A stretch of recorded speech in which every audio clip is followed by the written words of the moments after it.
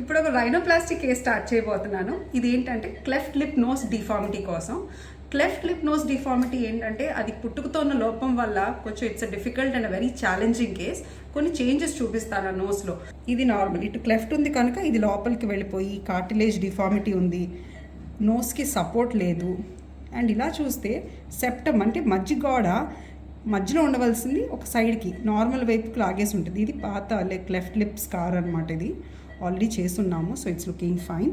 So ఇవన్నీ మనం reverse చేసి ఆల్మోస్ట్ నియర్ నార్మల్ షేప్ ఇవ్వడం అనేది important. So let's begin and do it.